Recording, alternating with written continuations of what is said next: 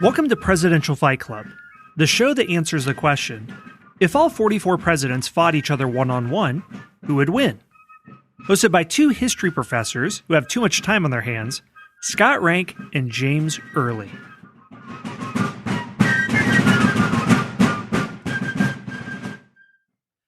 Hey everyone, welcome to round 2 of the Northeastern Regional Presidential Fight Club. Our first fight of round 2, we are bringing in a heavyweight into the tournament, and that is Teddy Roosevelt. He is going to be fighting John Adams. John Adams was victorious in the fight with his son, John Quincy Adams.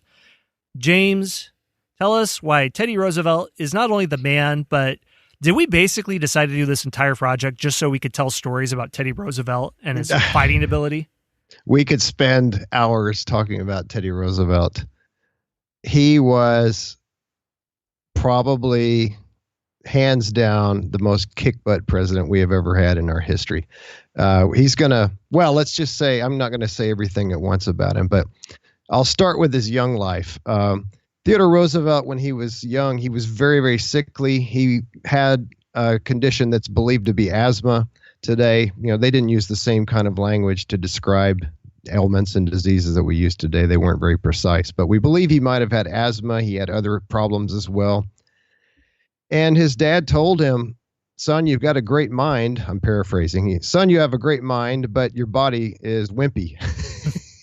He used that exact term. No, I'm just kidding. Exactly. Wimpy, wimpy, wimpy. Right. He said, son, you need, if you want to be able to use your mind, you've got to have a body that can support it. And he challenged his son to get his body whipped into shape and not be so sickly all the time.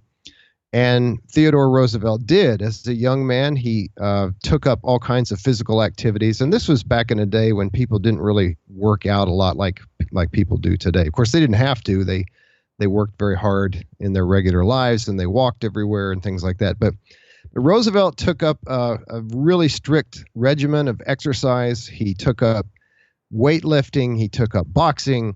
He took up running. He took up all kinds of things. I don't even have time to go into everything. And it worked.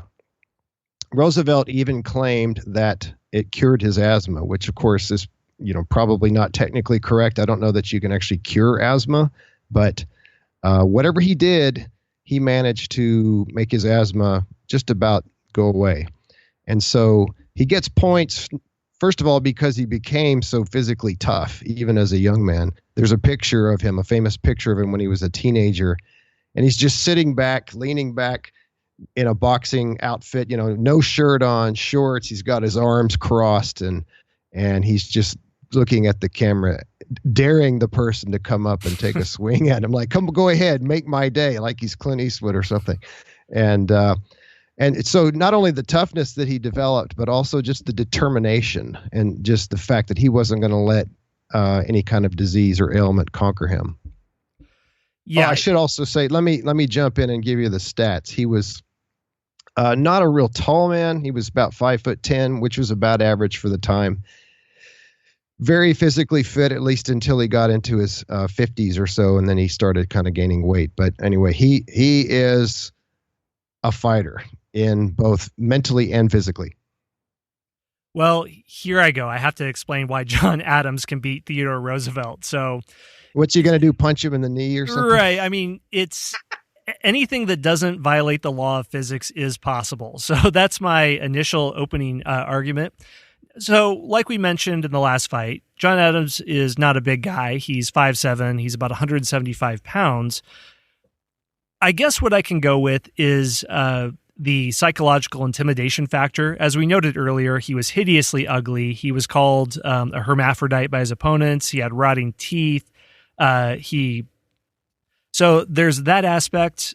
In terms of mental fortitude, if he was determined on a goal, he would go at it with absolutely everything he had. I mean, one example is that after the Boston Massacre, he famously defends the British soldiers because he wants to uphold the law. He didn't care that in Boston, which was the hotbed of revolutionary fervor, he's going to defend the most unpopular people in the city. So this is his mental resilience that could have a factor in trying to go head-to-head against Teddy. So that's my argument, and that's honestly about all I have. So Who wins? Drum roll. People are on the edge of their seat. So, James, who wins in this fight?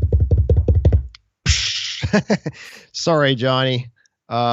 This was overwhelming. This was one of the most overwhelming victories we had in the American History Fanatics Presidential Fight Club tournament. Teddy Roosevelt won. I think it was almost a shutout. I think Adams got one sympathy vote. So Roosevelt absolutely cleans John Adams's clock. So sorry, John, great guy, but you're out. Right. I think that there's a lot of stories we can say, and I'll save some of them because it's very likely we'll be seeing Roosevelt later on in the tournament.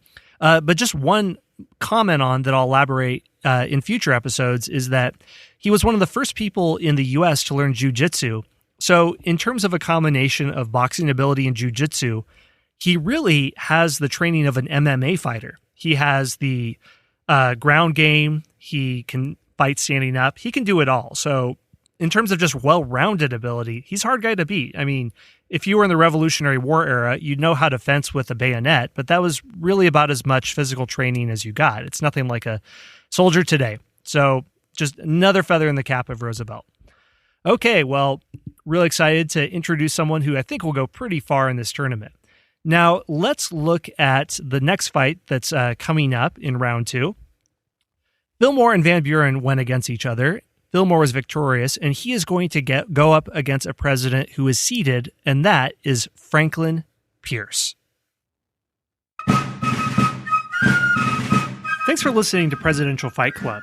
If you'd like to download your own printable bracket sheets for each regional tournament so you can guess how the tournament will go, check out presidentialfightclub.com. We'd appreciate it if you could rate and review us on Apple Podcasts as well.